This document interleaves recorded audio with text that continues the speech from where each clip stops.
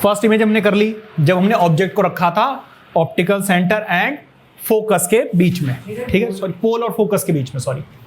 अब हम directly object को रख रहे हैं किस पर, फोकस पे। जरा ध्यान दीजिएगा एवरीबॉडी, ये है आपका कॉनकेव मिरर, कॉनकेव मिरर, ये है आपकी प्रिंसिपल एक्सिस, ठीक है जी।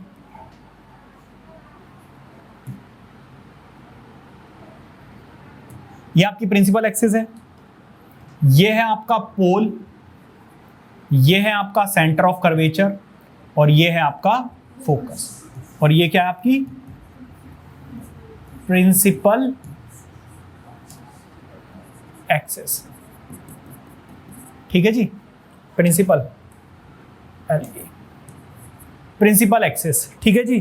अब ऑब्जेक्ट को रखा जा रहा है कहां पर, फोकस पे रखा जा रहा है। किस पे रखा जा रहा है, मैंने आपको बताया था जहां पर भी ऑब्जेक्ट रखा जाएगा उसके यहां पे एरो पर से 2 रेज लोगे। पहली रे हमेशा क्या लोगे आप, पैरेलल।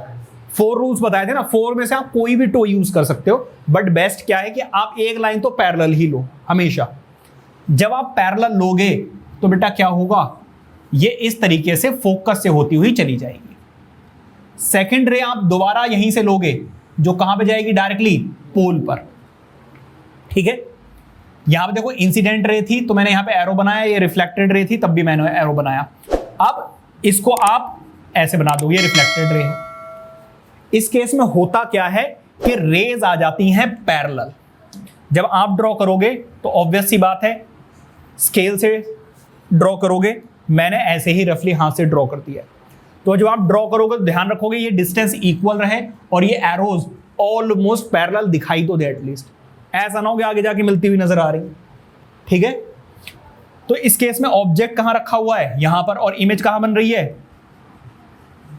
इमेज बन रही है इन्फिनिटी पर, क्योंकि पैरेलल रेज हैं तो कहीं मीट तो करेंगी नहीं।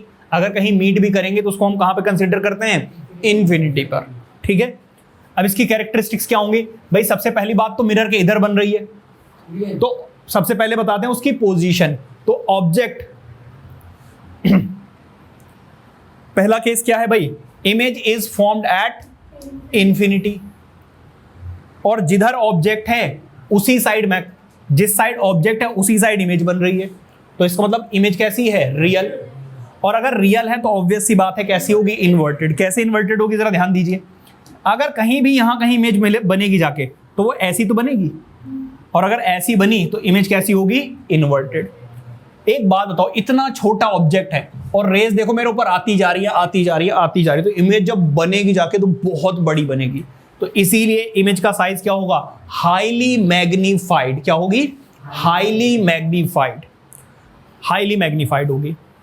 और ऑब्वियस सी बात है इमेज कहां बन रही है, in front of the concave mirror. So these are the characteristics of the image.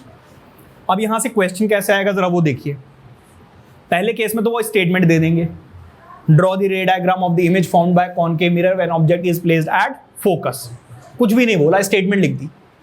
तो उस केस में आपको ये सब कुछ खुद करना पड़ेगा। दूसरा केस वो आपको यहां पे ऑब्जेक्ट रख के दे देंगे और बोलेंगे कंप्लीट द रे diagram and also write down the characteristics of the image formed by concave mirror, ठीक है। थर्ड क्वेश्चन वो आपसे क्या बोलेंगे, ड्रॉ द रे diagram of the image formed by concave mirror when object is formed at infinity. यही एक इकलौता ऐसा केस है जब इमेज कहां बनती है, इंफिनिटी पे बनती है। तो ये स्पेशल केस हो गया, इसीलिए क्या होगी, एक स्पेशल इमेज बन गई, ठीक है। तो अगर आपको ये वाला केस बोल दिया तो इस केस में ना ही वो आपको ऑब्जेक्ट बता रहे कहां पर होगा, ना ही वो आपको बता रहे कि कैसी इमेज बनेगी, बस इतना बता देंगे कॉनकेव मिरर है, ये मेंशन्ड होगा, ठीक है। या फिर वो क्या कह देंगे, हाईली मैग्नीफाइड। हाईली मैग्नीफाइड सिर्फ यही केस है, दूसरा कोई और ऑप्शन नहीं है, ठीक है। नेक्स्ट, क्लियर हो गई ये बात या नहीं। तो इस तरीके से ये आपकी सेकंड इमेज हो गई।